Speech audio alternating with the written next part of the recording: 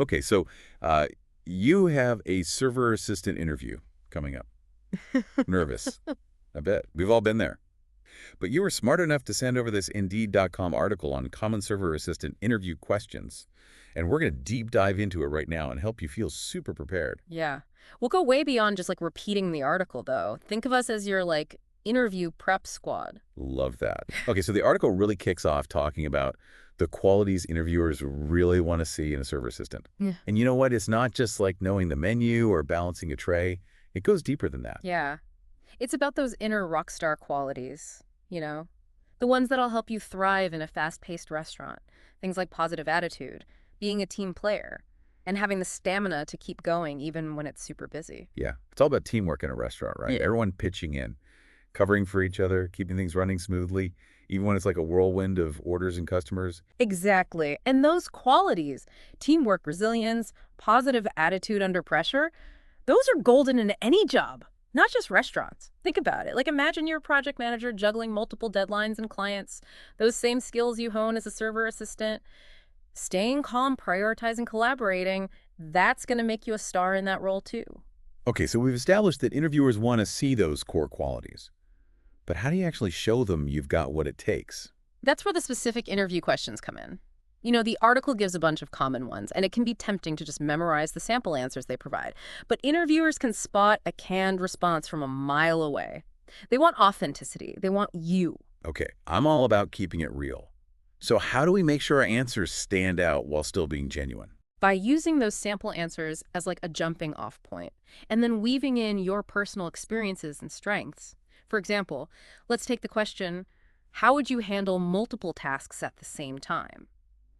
The sample answer might be something like, I prioritize tasks based on urgency and use active listening to ensure I capture all the details. Yeah. But that's pretty generic. To really stand out, you need to make it personal. So instead of just saying that you prioritize, maybe give a specific example. Exactly. Tell a story about a time when you were juggling multiple orders, maybe during a lunch rush, and how you made sure everything went out correctly and efficiently. Maybe you have a system for remembering orders, or a way of communicating with the kitchen that prevents mix-ups. That makes total sense. Don't just tell me you're a great multitasker. Show me. Right. And the same goes for any behavioral question. Think about your past experiences, jobs, volunteer work, even just helping out at family events. There are bound to be situations where you had to use those key skills, teamwork, problem solving, handling pressure. And those are the stories you want to share. Okay, so let's get specific. The article lists several common server assistant interview questions. Which ones do you think tend to trip people up the most? Definitely the ones about dealing with difficult customers. Everyone knows restaurant work can involve some tricky customer interactions, and interviewers want to know you can handle those situations with grace and professionalism. So how do we prepare for those kinds of questions? It's one thing to say you can stay calm under pressure, but it's another to actually demonstrate it. Let's look at a classic one.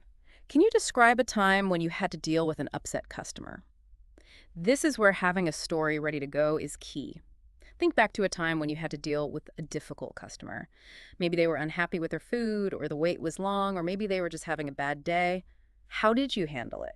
And I bet it's not just about what you did, but how you did it right. Did you show empathy?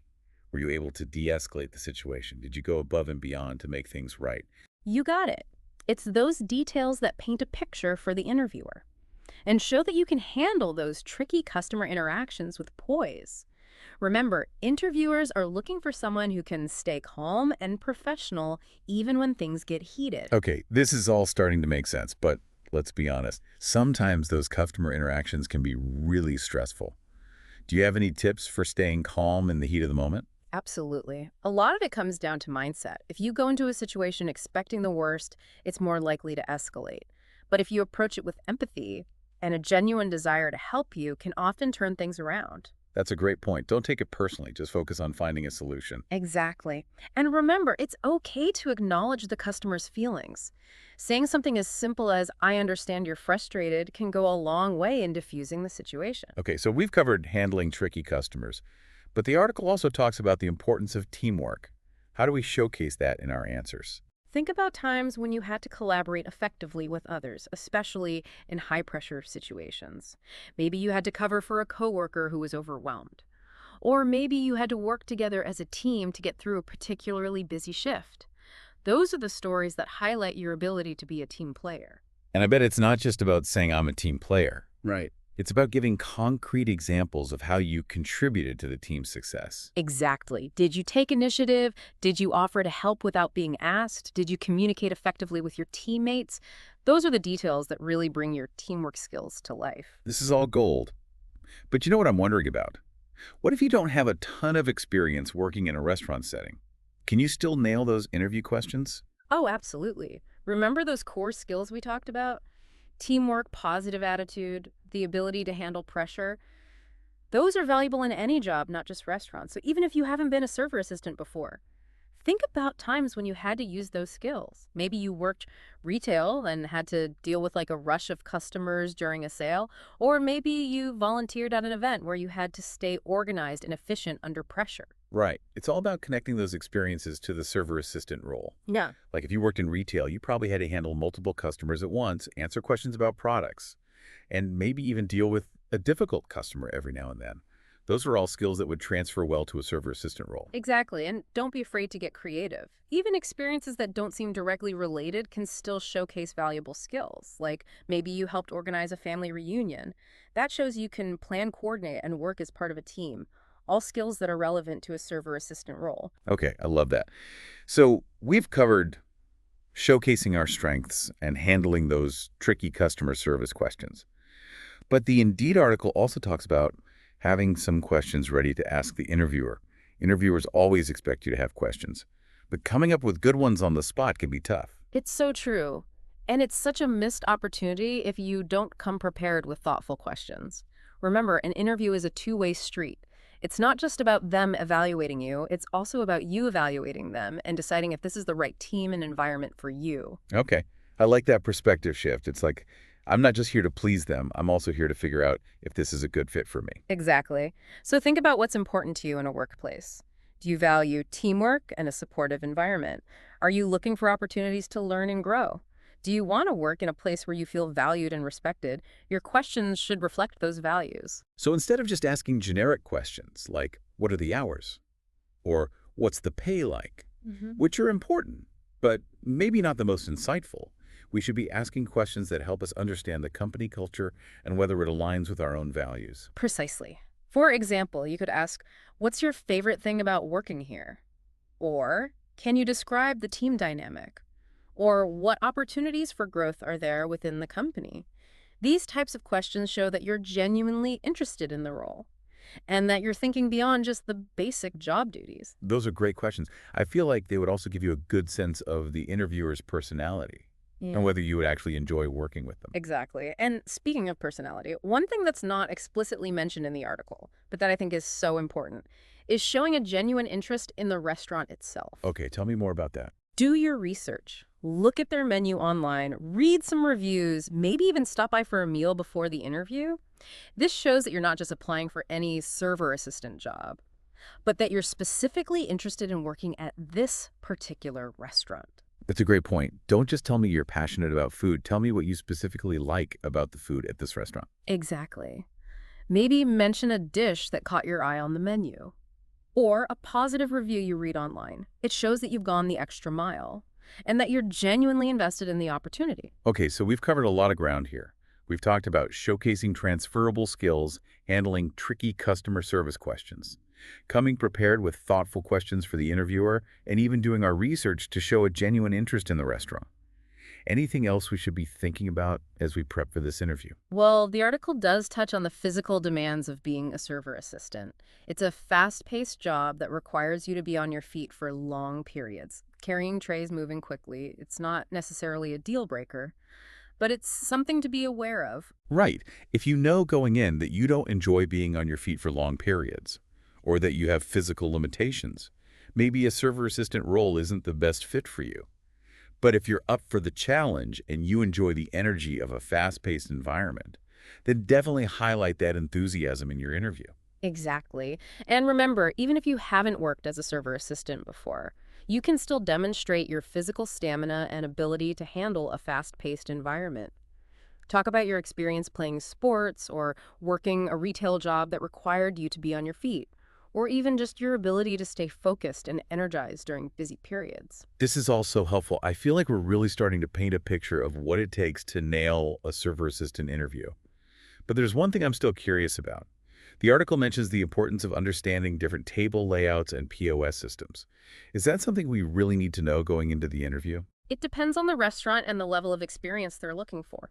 Some restaurants might have very specific table numbering systems or POS systems that they'll train you on, while others might be more casual.